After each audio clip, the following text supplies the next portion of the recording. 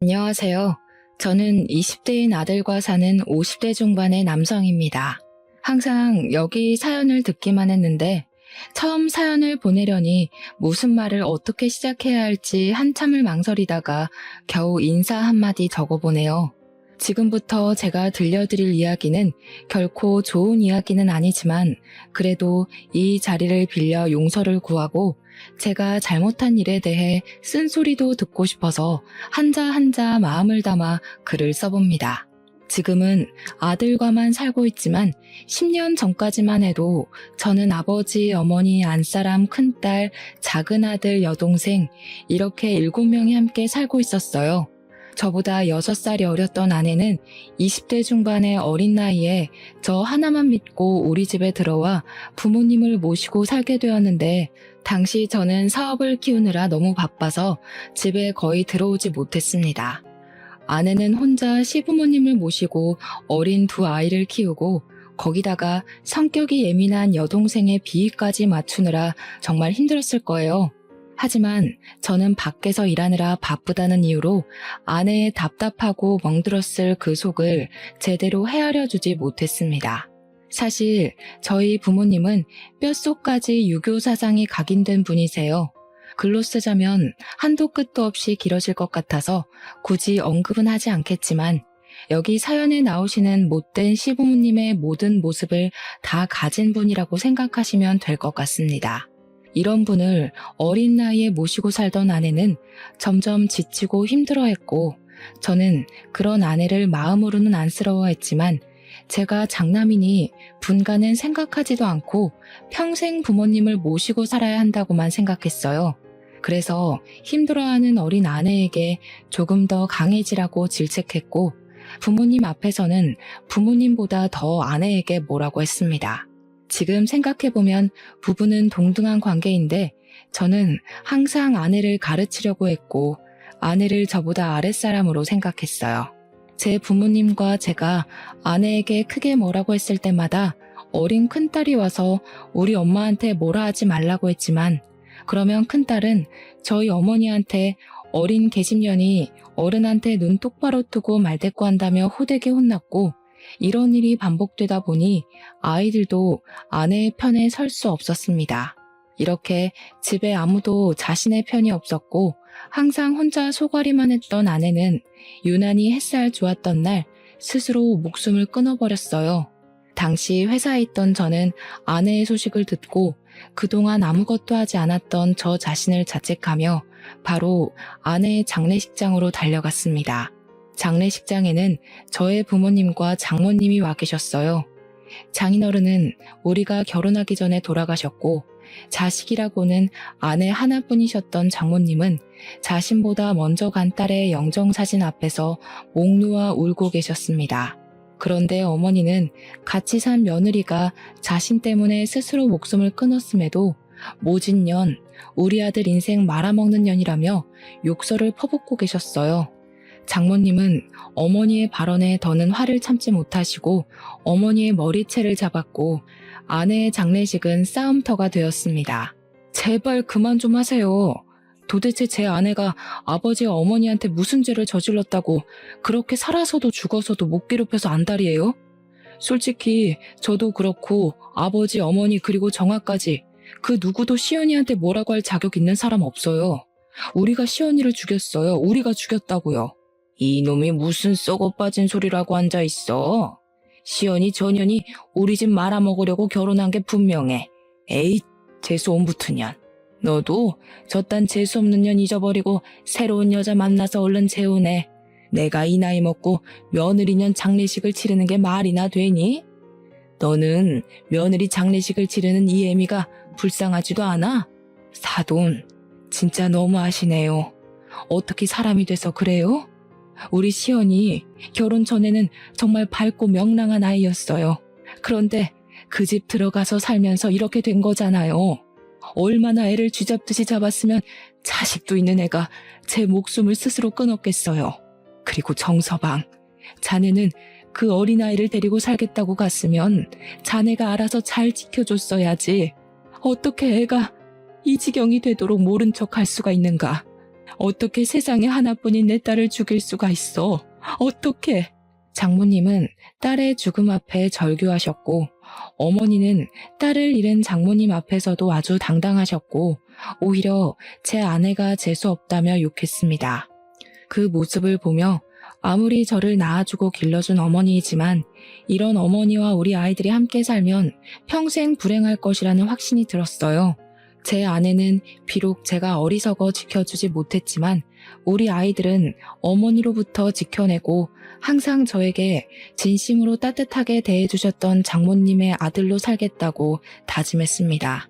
그래서 저는 아내의 장례식이 끝나자마자 장모님 집 근처로 저와 두 아이가 함께 살 집을 찾아다녔어요. 마침 장모님이 살고 계시는 아파트 단지에 저와 아이들이 같이 살만하고 저렴하게 나온 매물이 있어서 바로 계약하고 저는 집에 들어와 아이들과 제 짐을 챙겼습니다.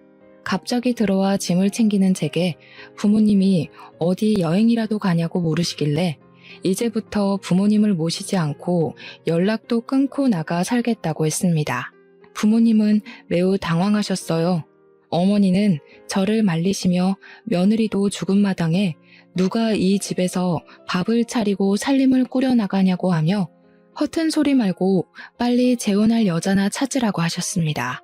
며느리가 자신 때문에 죽었는데 슬퍼하거나 죄책감을 느끼기는커녕 바로 일 시키고 부려먹을 새로운 며느리를 찾는 어머니의 모습을 보니 그동안 제 앞에서 웃어주시던 그 어머니가 맞나 싶었어요. 저는 더는 싸울 가치도 느끼지 못하고 어머니를 뿌리치고 그 집을 나가버렸습니다. 아이들에게는 학교 끝나면 할머니 집으로 가지 말고 새로운 집 주소를 알려주며 이곳으로 오라고 했어요. 그날 저녁 학교를 마치고 집에 온 아이들에게 이제부터 여기서 우리끼리 산다고 말했습니다. 그러자 큰딸이 제게 소 잃고 외양간 고친다더니 엄마도 돌아가신 마당에 인제 와서 이렇게 나와서 살면 무슨 소용이 있냐고 했어요. 그러면서 엄마가 힘들 때는 쳐다보지도 않더니 엄마가 돌아가시고 나니까 이제야 엄마가 그리도 원했던 분가를 하냐며 엄마를 죽게 만든 건 아빠라고 소리를 치고 악을 쓰며 울기 시작했습니다. 저는 그런 딸에게 아무 말도 할 수 없었어요. 딸의 말은 제가 반박할 수 없을 정도로 완벽히 맞는 말이었으니까요. 그 뒤로도 딸은 제게 원망의 말을 퍼부었고 딸의 말 한마디 한마디가 제 가슴을 날카롭게 후벼 팠습니다. 저는 그런 딸에게 아빠가 엄마를 지켜주지 못해서 미안하다고 앞으로 너희들은 지옥 불구덩이 속에서라도 반드시 지킬 것이라고 했어요. 이렇게 우리끼리의 첫날은 눈물과 후회와 자책으로 지나갔습니다.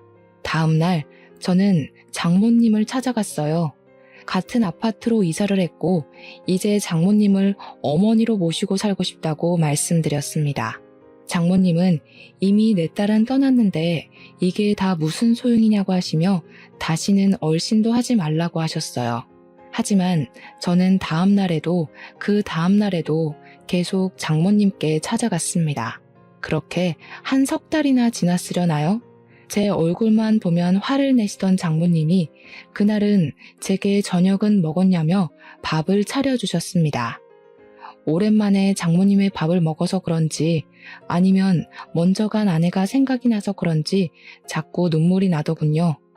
장모님은 그런 저의 손을 잡으며 이미 간 아이가 이런다고 살아 돌아오는 것도 아니니 이제 잊고 아이들을 봐서라도 힘내서 살아가라고 하셨습니다. 그날 이후로 저와 아이들은 장모님을 종종 찾아뵈었어요. 다행히 아이들은 제 어머니와는 달리 갈 때마다 맛있는 음식과 간식거리들을 만들어주시고 손주들의 이야기 하나하나에 귀를 기울여주시는 장모님을 잘 따랐습니다. 반면 저희 어머니는 아이들의 무시를 당해야 했어요. 한 집에 살 때 큰딸은 계집애라고 구박하고 작은 아들은 우리 집 장손이니 강하게 커야 한다고 하며 정을 일절 주지 않았었거든요. 그래서 아이들이 저희 어머니와 같이 보낸 시간은 많았지만 정은 하나도 없었습니다.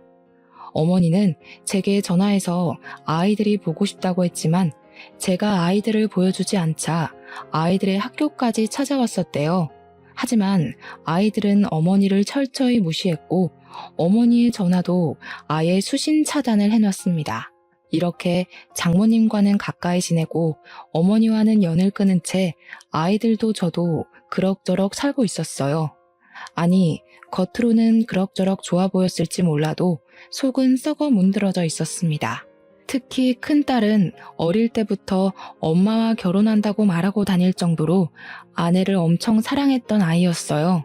큰딸에게 엄마는 단순한 엄마가 아닌 하늘이고 우주 같은 존재였죠.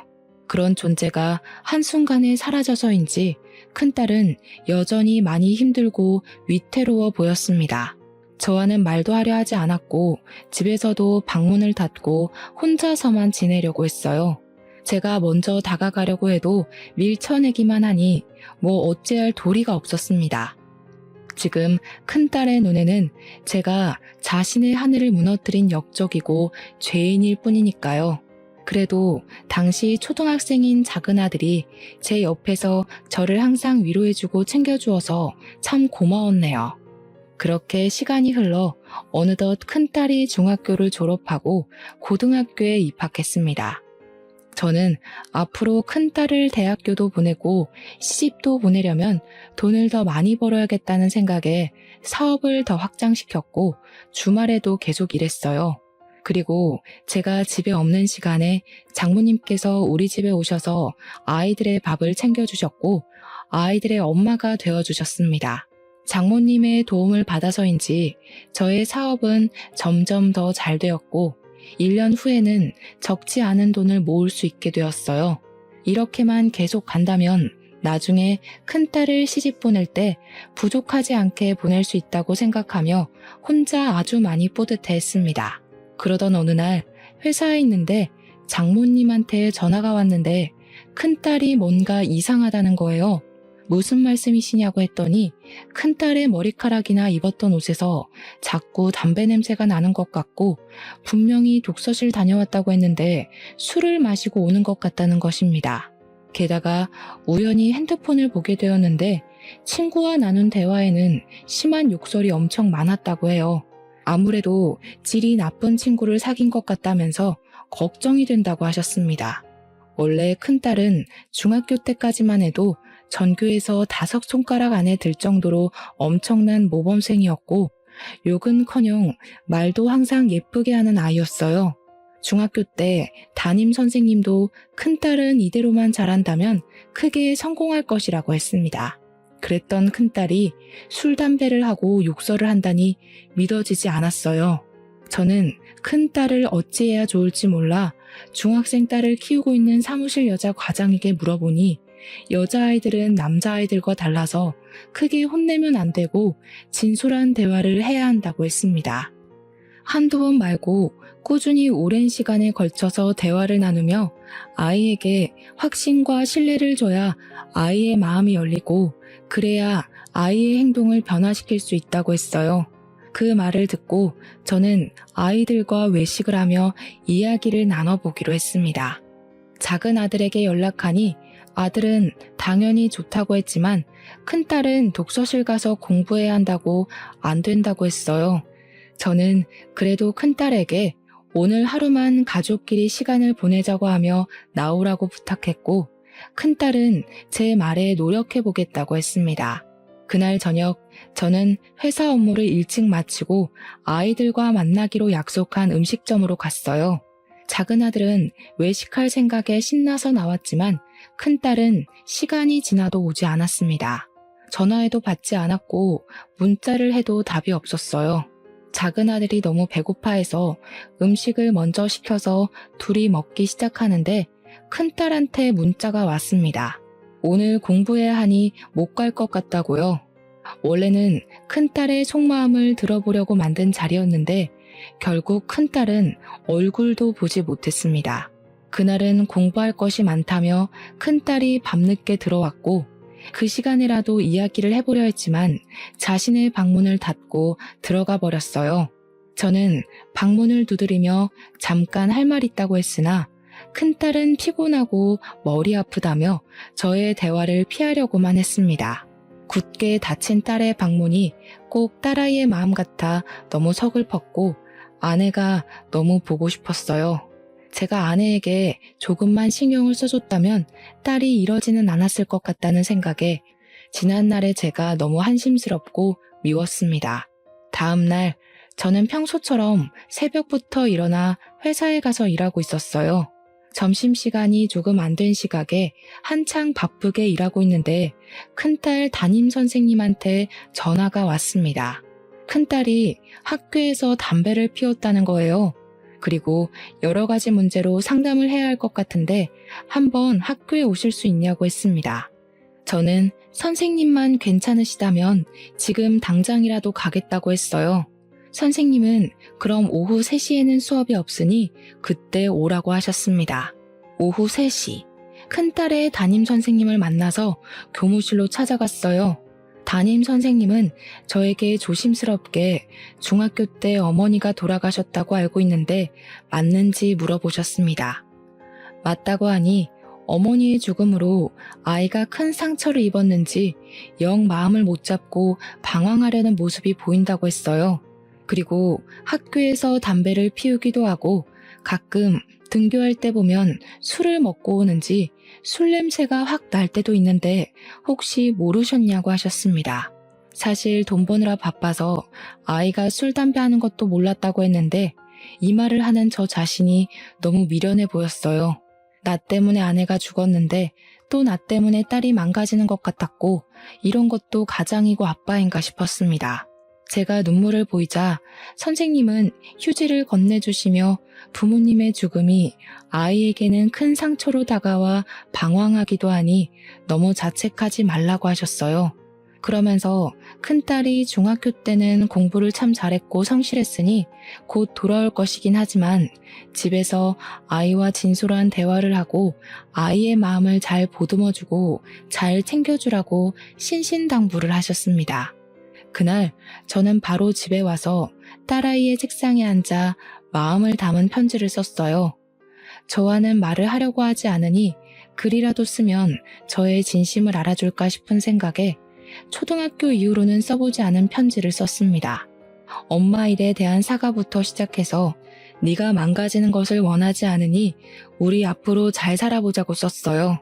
그날 밤 딸아이는 집에 와서 언제나 그랬듯 방문을 닫고 방에 들어갔습니다.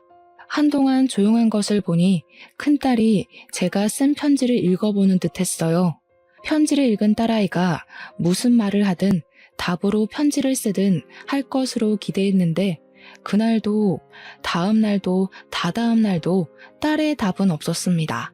힘이 빠지기는 했지만 사무실 여자 과장이 아이의 마음을 돌리기까지 시간이 오래 걸린다고 했으니 그 시간의 힘을 믿어보기로 하고 저는 다음 날도 다다음 날도 답장이 없는 편지를 매일 썼어요. 그러나 딸은 편지를 읽어도 답을 주지 않았고 나중에 딸아이 방의 휴지통을 보니 제가 쓴 편지를 찢어버리기까지 했습니다.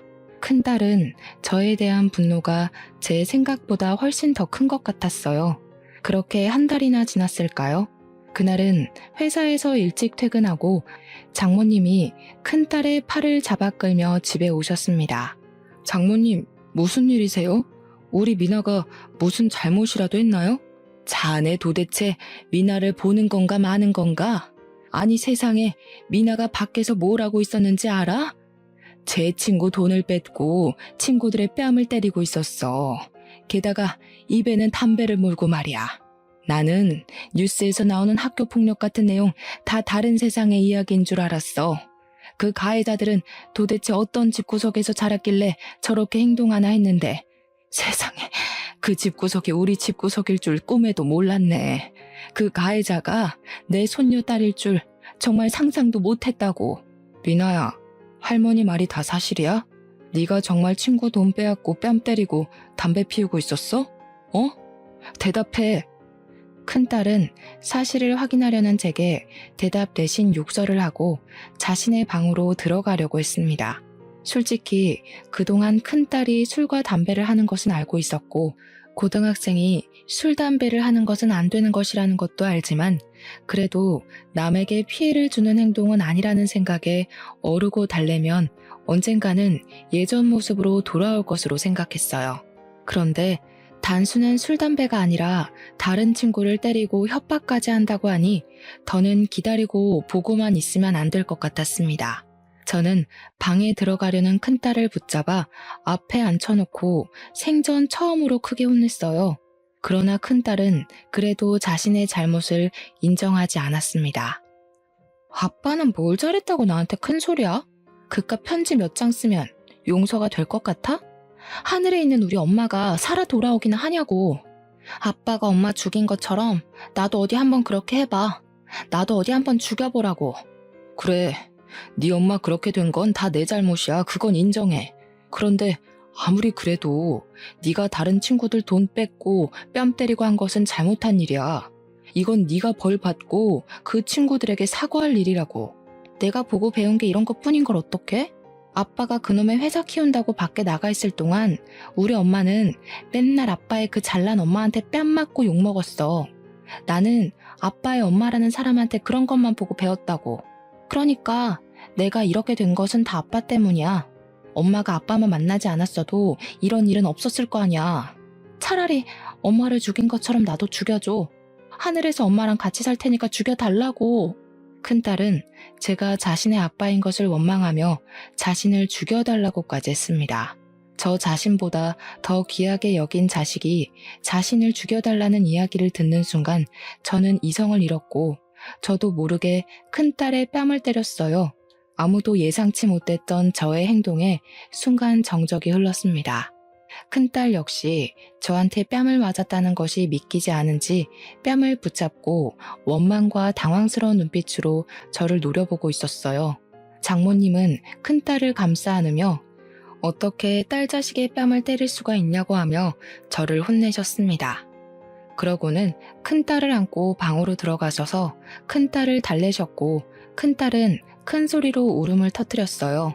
큰딸에게 미안함과 동시에 그래도 이 자리에 장모님이 같이 계셔서 참 다행이라는 생각이 들었네요. 다음 날 저는 회사에서 오늘 집안일로 못 나간다고 말한 뒤 큰딸의 팔을 잡고 학교로 같이 갔습니다. 담임 선생님께 양해를 구한 후 큰딸의 반으로 찾아가 그동안 큰딸에게 괴롭힘 당했던 학생들을 불러 모아 그들 앞에서 무릎을 꿇고 사과를 했어요. 큰딸은 아주 못마땅한 표정을 지었지만 제가 억지로 사과를 시키고 다시 교무실로 갔습니다. 교무실에서도 딸을 잘못 교육해서 선생님들의 심려를 끼쳐 죄송하다고 진심으로 사과를 한 뒤 큰딸을 자퇴시켰어요. 그리고 집에 와서 큰딸을 방에 넣고 방문을 걸어 잠그고 잠금 장치로 아예 나오지 못하게 했습니다. 큰딸에게 진심 어린 사과를 할 때까지 이 방문 못 열어준다고 했고 저는 그 앞을 지켰어요. 점심시간 정도 되었을 때 큰딸이 갑자기 화장실이 가고 싶다는 말에 어쩔 수 없이 방문을 열어주었습니다. 저는 솔직히 반나절이나 방에 갇혀 있었으니 어느 정도 마음이 누그러졌을 것으로 생각했는데 큰딸은 아니었어요. 방문을 열어주자마자 바로 현관으로 뛰어가더니 그대로 집을 나가버렸습니다. 붙잡으려 했지만 얼마나 날쌔고 빠른지 금세 제 시야에서 사라져버렸어요. 처음에는 경찰에 실종 신고라도 할까 했는데 어차피 돈과 핸드폰도 없이 나갔으니 조만간에 다시 돌아올 것으로 생각했습니다. 역시나 저의 예상대로 일주일 뒤 딸이 거짓골로 집에 나타났어요. 일단 저는 배고팠을 큰딸에게 밥을 차려주었고 큰딸은 제가 차린 밥을 허겁지겁 먹었습니다.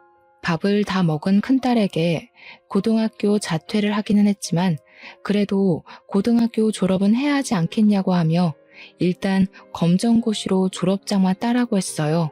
그렇게 하고 나면 그 뒤로는 제가 크게 터치 안 하고 모아주겠다고 했습니다. 큰딸은 밖에서 호되게 고생을 하고 와서 그런지 제 말에 순순히 동의했어. 저는 큰딸에게 검정고시 책을 사다 주었고 큰딸은 집에서 공부하기 시작했습니다. 원래 공부를 아예 못하던 아이는 아니라서 그런지 바로 다음 해 검정고시에 합격하여 고등학교 졸업장을 딸 수 있었어요. 저는 졸업장을 딴 후로 마음을 먹고 일이든 공부든 시작할 줄 알았습니다. 그러나 큰딸의 방황은 여전히 끝나지 않았어요.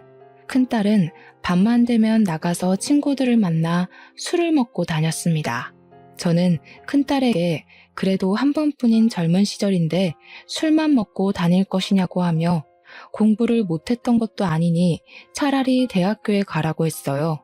큰딸은 무슨 대학교냐고 하며 공부하기 싫다고 하길래 그럼 직업 전문학교 같은 곳에서 제빵이나 미용을 배워보라고 했습니다.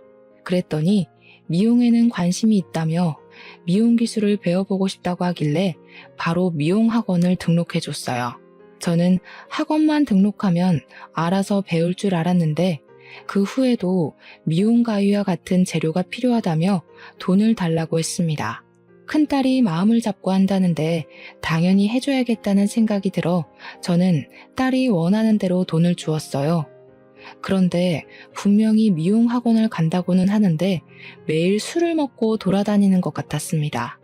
그리고 저는 분명히 재료값을 다 보내주었는데도 매달 카드값이 엄청나게 나왔고 옷마다 담배 냄새가 너무 많이 났어요. 원래 큰딸이 담배를 피우는 것은 알았지만 이것은 단순히 담배를 피운 정도가 아니라 담배 연기에 샤워했나 싶을 정도로 너무 심하게 냄새가 나는 거예요. 미용 학원에 다니는 것 같지도 않고 도대체 매일 어디를 가나 궁금해서 회사에 출근한 척하며 딸의 뒤를 몰래 밟았습니다. 딸은 미용 학원을 간다고 해놓고서는 미용 학원에서 그리 멀지 않은 도박장을 다니고 있었어요. 저는 큰딸이 도박장에 들어가려는 순간 큰딸을 붙잡고 이런 곳에 2번 다시 다니지 말라고 했습니다. 큰딸은 자신이 고등학교 졸업장만 따면 뭘 하든 아무 터치도 하지 않는다고 해놓고서는 왜 뭐라고 하냐며 저를 밀치고서는 도망갔어요. 바로 잡으려고 했지만 놓쳐버렸고 당연히 제 전화는 받지도 않았습니다. 저는 일단 집에 가서 딸을 기다렸어요. 하지만 밤이 늦도록 딸은 집에 들어오지 않았고 저는 반드시 얼굴을 보고 대화를 해야겠다는 생각에 뜬 눈으로 밤을 새웠습니다. 다음 날까지도 딸이 들어오지도 않고 연락되지도 않아 경찰에 신고해야겠다는 생각에 경찰서로 가려고 했어요. 경찰서로 가기 전에 혹시 딸이 있을까 싶어 어제 갔던 도박장에 가보았습니다. 도박장 앞에 딸이 있긴 있었어요. 그런데 어딘가를 멍하게 보고 혼이 나가 있었습니다. 제가 왜 저러지 싶어 딸의 눈을 따라가 보았는데 저는 눈앞에 펼쳐진 광경에 깜짝 놀랐습니다. 딸의 시선 끝에는 장모님이 머리에 피를 흘리며 누워 계셨어요. 저는 일단 119에 신고하고 나서 딸에게 도대체 이게 무슨 일이냐고 했습니다. 딸은 횡설수설하며 그냥 할머니가 들어가지 말라고 해서 살짝 할머니를 밀쳤는데 할머니가 이렇게 되어버렸다고 하는 거예요. 정확히 무슨 일인지 듣기 위해 도박장 근처에 있던 다른 사람들에게 물어보니 큰딸이 도박장에 들어가는 것을 본 장모님이 큰딸을 말렸고 이 과정에서 몸싸움이 났다고 합니다. 그러다가 큰딸이 장모님을 밀쳐서 넘어지셨는데 바닥에 있던 돌멩이에 장모님의 머리가 세게 부딪힌 거예요. 딸은 정말 이렇게 될 줄은 몰랐다며 여전히 넋이 나가 있었습니다. 잠시 후 구급차가 와서 장모님이 병원으로 이송이 되긴 했지만 이미 출혈량이 너무 많아 병원에 도착하기도 전에 장모님은 돌아가셨어요. 장모님이 돌아가셨다는 구급대원의 말에 큰딸은 할머니를 부르짖으며 죄송하다고 했고 우리는 병원에 도착하자마자 바로 장례식 준비를 해야만 했습니다. 장모님의 영정사진이 준비되고 장모님에게는 남편이나 자식이 없어 제가 상주 역할을 했어요. 큰딸은 여전히 울고 난리가 났습니다. 그렇게 우는 큰딸을 보며 이제는 딸이 정신 차리고 살 것으로 확신했어요. 아내가 큰딸의 우주이고 하늘이었다면 장모님은 큰딸에게 아낌없이 주는 나무와 같은 존재였습니다. 장모님은 언제나 큰딸 옆에서 큰딸에게 필요한 것들을 내어주시는 분이었거든요. 그런 장모님이 큰딸 자신의 실수로 돌아가셨으니 이제 남은 생은 최선을 다해 살겠다는 생각이 들었습니다. 그렇게 눈물과 탄식으로 장례식 첫째 날은 정신없이 흘러갔어요. 그리고 둘째 날 오전에 입관식을 했습니다. 장례식 직원의 안내에 따라 입관실로 가니 큰 유리창이 있었고 그 건너편에 장모님이 누워 계셨어요. 직원들은 정성스럽게 장모님께 수의를 입혀드렸고 마지막 인사를 하러 장모님 옆으로 갔습니다. 장모님은 곱게 화장을 하고 눈 감고 계셨어요. 지금 당장이라도 일어나셔서 우리 사위 왔냐고 하시며 제 손을 잡아주실 것 같았지만 감긴 장모님의 눈은 떠지지 않았고 손은 얼음보다도 더 차가웠습니다. 큰딸도 자신 때문에 이렇게 되신 할머니의 모습을 보며 죄송하다고 연신 말하며 오열을 했어요. 이렇게 눈물의 입관식을 한 후 오후에는 밀려오는 손님 맞이로 눈코 뜰 새가 없이 바빴습니다. 제 회사 직원들도 오고 평소에 장모님을 잘 알고 계시던 친지분들도 많이 오셨어요. 장모님의 친지분들은 건강했던 사람이고 평소에 손녀딸 자랑을 하고 다녔는데 어떻게 일이 될 수가 있냐며 큰딸을 보고 혀를 끌끌 차셨습니다. 큰딸은 고개를 푹 숙인 채 아무 말도 하지 못하고 죄인처럼 있었어요. 그리고 밤이 되었습니다. 저는 장모님의 장례식으로 들어온 부조금을 확인하고 돈을 잘 정리한 뒤 보이지 않는 안전한 곳에 넣고 바로 잠이 들었어요. 장례식 마지막 날은 발인 날이라 새벽부터 일어나서 정신없이 준비했는데 큰딸이 보이지 않았습니다. 처음에는 화장실을 간 줄 알았는데 발인 시작 직전까지도 큰딸이 나타나지 않았어요. 저는 저와 아이들의 짐을 챙기면서 부조금도 챙겼는데 어제와는 달리 부조금 봉투가 이상하게 얇았습니다. 그 안을 보니 어제 정리해둔 돈은 온데간데 없고 웬 종이만 하나 있었어요. 종이를 펼쳐보니 큰딸의 죄송하다는 편지였습니다. 저는 설마 하는 생각에 큰딸에게 전화를 걸었지만 큰딸은 당연히 전화를 받지 않았어요. 순간 뒤통수를 세게 맞은 기분이 들었습니다. 직원에 서둘러야 한다는 말에 다시 정신을 가다듬고 이 상황을 정리해보니 정신을 차린 줄만 알았던 큰딸이 자신 때문에 돌아가신 할머니의 부조금을 가지고 도망을 간 것이에요. 장례식장 직원이 지금 바로 출발해야 한다는 말에 어쩔 수 없이 화장터로 향했는데 화장터에서도 납골당에서도 큰딸의 모습도 보이지 않고 제 전화를 받지 않았습니다. 모든 장례식 일정이 마치고 저녁에 집에 와서도 큰딸은 전화를 받지 않았고 집에 들어오지도 않았어요. 저는 큰딸에게 돈은 다 가져가도 상관없으니 그냥 집에만 들어오라고 문자를 보냈지만 아무 답이 없었습니다. 그래도 고등학생 때처럼 언젠간 돌아오겠지라는 마음으로 기다렸는데 한 달이 지나도 큰딸의 연락은 오지 않았어요. 그렇게 한 달 후 저는 이제 큰딸을 제 자식으로 생각하지 않기로 했습니다. 저는 최선을 다해서 큰딸의 마음을 돌리려고 했는데 큰딸이 저의 마음을 받아주지 않고 오히려 페루나 같은 일만 저지르고 다니니 더는 참을 수가 없었어요. 그래서 이제 고등학생이 된 작은 아들에게 누나가 저지른 일을 이야기했습니다. 사실 그동안 큰딸의 잘못을 작은 아들에게 한 번도 말하지 않았어요. 아무래도 자신의 누나이기도 하고 이번 일을 계기로 큰딸이 바뀔 것이라 확신을 했기 때문에 굳이 작은 아들에게 누나의 잘못을 말할 필요는 없다고 생각했습니다. 그러나 지금 상황이 이렇게까지 되어버린 이상 작은 아들도 이 모든 사실을 다 알아야겠다는 생각이 들었어요. 작은 아들에게 그동안 있던 모든 이야기를 하니 어떻게 누나가 그럴 수 있냐며 누나를 신고하자고 했습니다.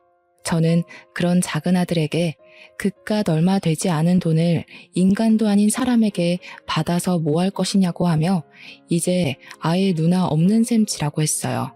그리고 저는 집에 있던 큰딸 사진들을 다 찢어 없애버렸습니다.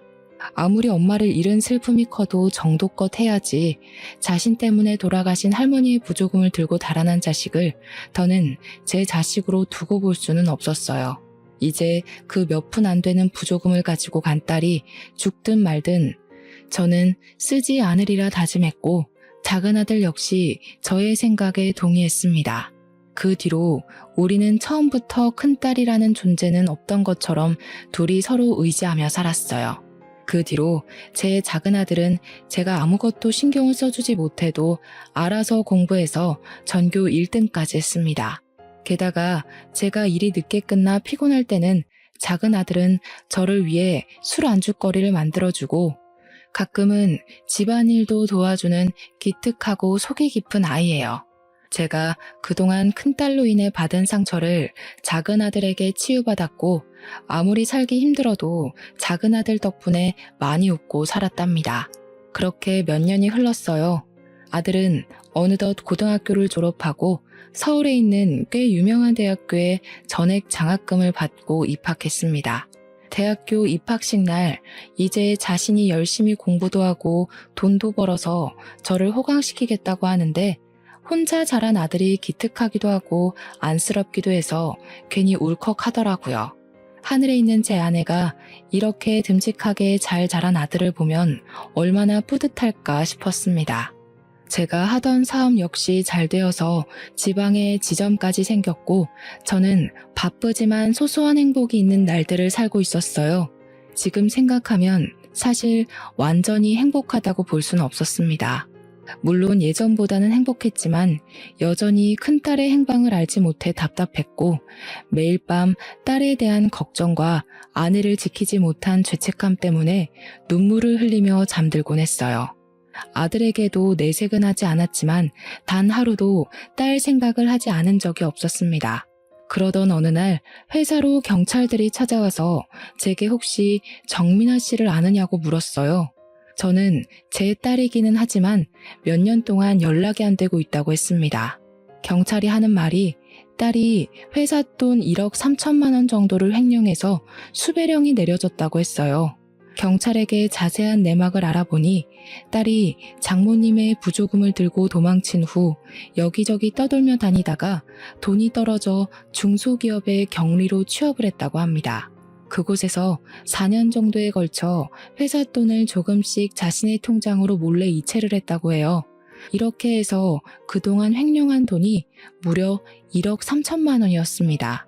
나중에 알게 된 사장님은 딸을 신고했고 딸은 그 뒤로 자취를 감춰버렸대요. 저는 일단 경찰에게 혹시라도 연락되거나 집에 찾아오면 바로 신고하겠다고 했습니다. 그리고 며칠 후 작은 아들은 시험 기간이라 학교 도서관에서 밤새운다고 해서 저 혼자 집에 있었어요.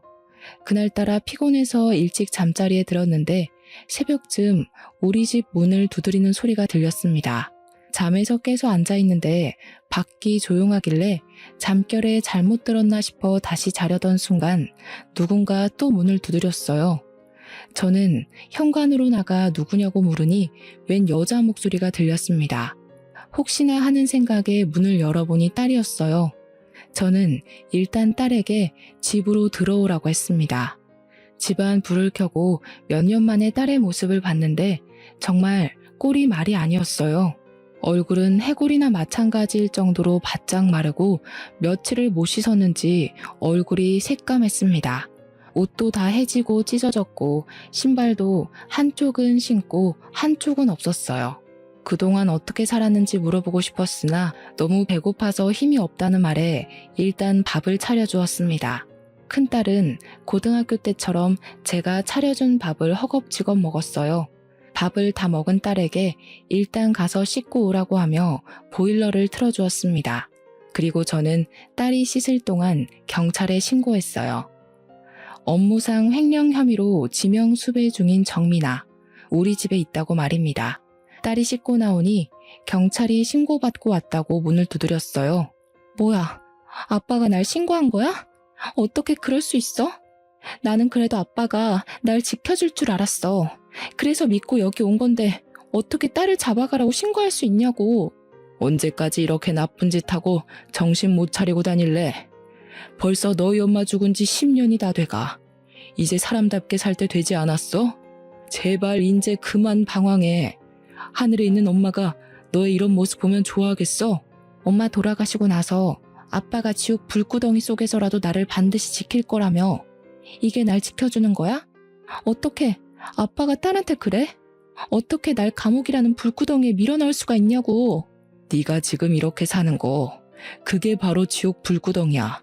나는 이제 너의 아빠로서 네가 스스로 만든 이 지옥 불구덩이에서 너를 꺼내야겠다. 너를 감옥에 보내는 나는 어디 속이 편할 줄 아니? 네가 그렇게 도망간 이후로 하루도 빠짐없이 너 생각했어. 부디 이상한 곳에 가지 않고 안전한 곳에서 잘 살아있기를 빌고 또 빌었단 말이야. 그런데 너는 여전히 정신 못 차리고 회사 돈을 횡령해? 이미 수배령까지 떨어진 마당에 이렇게 도망 다니면 네가 편히 살 수 있을 것 같아? 이제 네가 스스로 만든 그 지옥 불구덩이에서 나와서 죗값 다 받고 나서 마음 편히 행복하게 살아. 제발 부탁이다. 저는 이 말을 큰딸에게 하고 대문을 열었습니다. 문 앞에는 출동한 경찰들이 대기하고 있었고 바로 집에 들어와 큰딸을 붙잡았어요. 큰딸은 못 가겠다고 발버둥을 쳤지만 바로 경찰들에게 붙잡혀 검찰로 송치되었고 징역 1년 6개월을 선고받았습니다. 그렇게 저는 큰딸을 제 손으로 직접 감옥에 보내게 되었어요. 큰딸의 형이 확정된 날 저는 집에서 목 놓아 울었습니다. 아무리 연을 끊은 자식이라고는 하지만 그래도 제 자식이 감옥에 들어갔는데 마음 편할 부모가 세상 어디에 있겠습니까? 얹어간 아내에게도 미안하고 장모님께도 너무 죄송스러웠어요. 그나마 다행인 건 어제 큰딸에게 편지가 왔는데 밖에서 도망다니며 살 때보다 지금이 더 마음이 편하다고 합니다. 그러면서 큰딸은 감옥에서 나오면 이제 정신 차리고 아버지와 함께 열심히 산다고 하는데 눈물을 머금고 큰딸을 감옥에 보낸 것이 잘된 일이라는 생각이 들어요. 이렇게 저는 저의 무심함과 무능력함으로 아내를 먼저 하늘에 보내고 큰딸은 감옥에 보내버렸습니다. 아내를 하늘에 보낸 건 후회되지만 큰딸을 감옥에 보낸 건 후회되지 않아요. 큰딸이 자신의 죗값을 다 받고 세상에 다시 나와 제대로 된 사람 구실을 할 때까지 저는 큰딸을 도와주며 힘내서 살아갈 것입니다. 그래야 나중에 하늘에서 제 아내를 다시 만났을 때 아내를 떳떳하게 볼 수 있을 것 같아요. 사연을 쓰다가 창문을 보니 오늘 날씨가 참 좋습니다. 이렇게 좋은 날 다시는 오지 못할 소풍을 떠난 아내가 너무 보고 싶네요. 아내는 그 젊고 고운 나이에 저 세상에 간 후로 제 꿈에서조차 한 번도 나타나지 않았습니다. 그런 아내가 조금은 원망스러울 때도 있지만 한편으로는 결혼 후 한 번도 도움이 되지 못한 제가 얼마나 미웠으면 이렇게 나타나지 않나 싶기도 해요. 오늘 이 사연을 통해 지켜주지 못한 저의 마지막 사랑인 아내에게 진심으로 사과하고 싶습니다. 부디 저의 이 이야기가 하늘에까지 닿아 아내가 저의 사과를 받아주어 오늘 밤 꿈에는 꼭 나와줬으면 좋겠어요. 그리고 감옥에 있는 제 딸에게도 아빠가 도움이 되지 못해 미안하고 앞으로는 큰 딸의 인생에 도움이 되는 아빠가 되겠다는 말을 전하고 싶습니다. 또 제 목숨보다도 더 사랑한다는 말을 꼭 하고 싶어요. 장남이라는 허울을 뒤집어 쓰고 제 가족조차도 지켜내지 못했던 지난 잘못을 교훈 삼아 앞으로는 제게 남은 딸과 아들을 온전히 지키며 현명한 가장이 되도록 노력하겠습니다. 저의 사연은 여기까지입니다. 부족한 글솜씨라 글이 뒤죽박죽이지만 끝까지 들어주셔서 감사합니다. 이렇게 좋은 날 옆에 있는 가족들과 따뜻한 하루 보내시길 바랍니다.